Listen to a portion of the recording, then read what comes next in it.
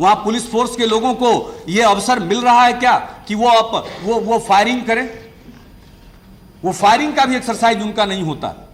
वहां पर यह परंपरा है कि खाली खोखे जमा कर दो और अब उसमें शामिल होने की जरूरत नहीं है।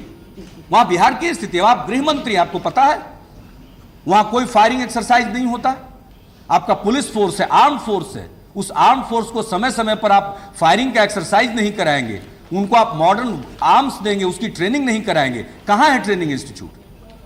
कहां बिहार में ट्रेनिंग हो रही है? और राष्ट्रपति राज है, 5 महीने में आप कहेंगे कि हम इसको चैलेंज के रूप में स्वीकार कर रहे हैं। न आर्म्स है न ट्रेनिंग है। अगर आर्म्स आ भी गया सेंट्रल असिस्टेंस से तो ट्रेनिंग नहीं है उनके पास। कौन सी स्थिति वहां की है? इसलिए वहां कैसे आप टैकल करना चाहते हैं?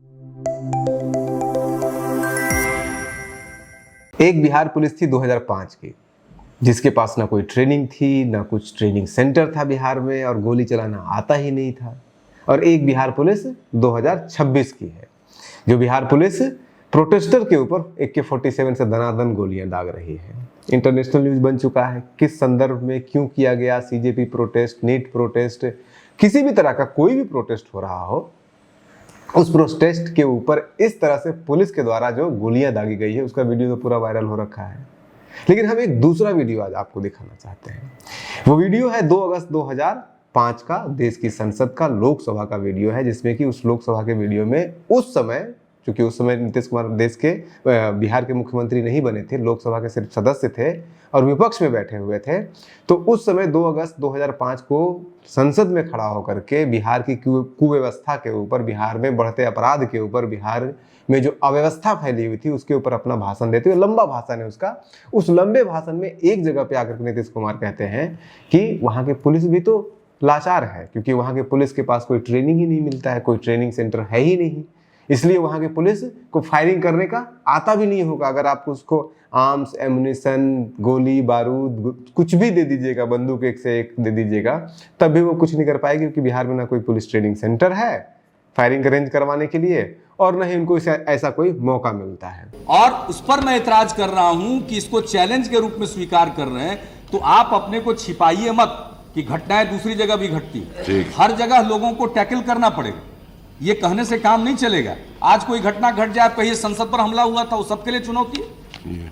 अपराध तो पूरे समाज के लिए चुनौती है, लेकिन जो सत्ता में बैठता है, जो सरकार चलाता है, उसकी जवाबदेही होती है।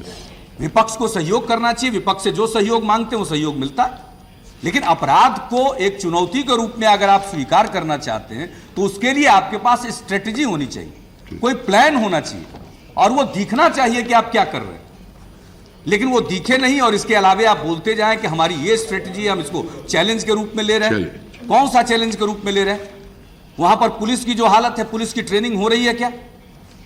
वहां पुलिस फोर्स के लोगों को यह अवसर मिल रहा है क्या कि वो फायरिंग करें? वो फायरिंग का भी एक्सरसाइज उनका नहीं होता। वहां पर यह परंपरा है कि खाली खोखे जमा कर दो और अब उसमें शामिल होने की जरूरत नहीं है। वहां बिहार की स्थिति, आप गृह मंत्री, आपको पता है, वहां कोई फायरिंग एक्सरसाइज नहीं होता। आपका पुलिस फोर्स है, आर्म फोर्स है, उस आर्म फोर्स को समय समय पर आप फायरिंग का एक्सरसाइज नहीं कराएंगे, उनको आप मॉडर्न आर्म्स देंगे, उसकी ट्रेनिंग नहीं कराएंगे। कहां है ट्रेनिंग इंस्टीट्यूट? कहां बिहार में ट्रेनिंग हो रही है? और राष्ट्रपति राज है, 5 महीने में आप कहेंगे कि हम इसको चैलेंज के रूप में स्वीकार कर रहे हैं। न आर्म्स है न ट्रेनिंग है। अगर आर्म्स आ भी गया सेंट्रल असिस्टेंस से तो ट्रेनिंग नहीं है उनके पास। कौन सी स्थिति वहां की है?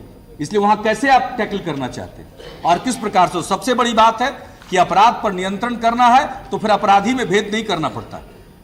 उस वीडियो में, जो लंबा चौड़ा वीडियो है, उस वीडियो में बेसिकली कॉन्टेक्स्ट ये होता है कि पहले नीतीश कुमार 3-4 आरजेडी लीडर्स या फिर अन्य पार्टी के लीडरों को के बारे में बताते हैं, कैसे उनका मर्डर हो गया, उन पे अटैक हुआ। उसी में रामविलास पासवान के भाई पारसनाथ जी के घर के ऊपर डायनामाइट से अटैक का भी चर्चा करते हैं। और वही चर्चा करते करते वो कहते हैं कि जब इस सवाल को, डायनामाइट से जो अटैक किया गया, उस सवाल को जब पूछा गया उस समय के गवर्नर, अब उस समय 2006 में, अगस्त 2006 में बिहार के अंदर राबड़ी देवी की सरकार नहीं थी, जंगल राज नहीं था, लालू यादव का राज नहीं था। उस समय यहाँ पे केंद्र का राज्य था।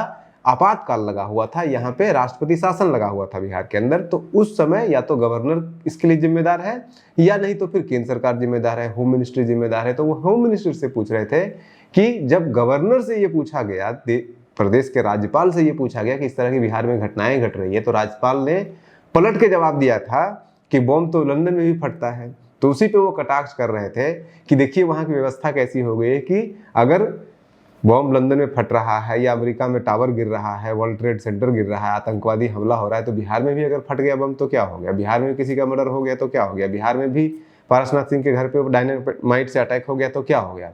और वही कहते कहते फिर नीतीश कुमार इस जगह पे आते हैं, वो कहते हैं कि भाई बिहार की पुलिस भी तो लाचार है, क्योंकि वहाँ की बिहार की पुलिस कोई कुछ करना भी चाहती है तो उसका ट्रांसफर हो जाता है। उसमें सिवान के एसपी के बारे में वो चर्चा भी पूरा डिटेल चर्चा करते हैं किस तरह से उसको हटाया गया जबकि वो सक्षम पदाधिकारी था।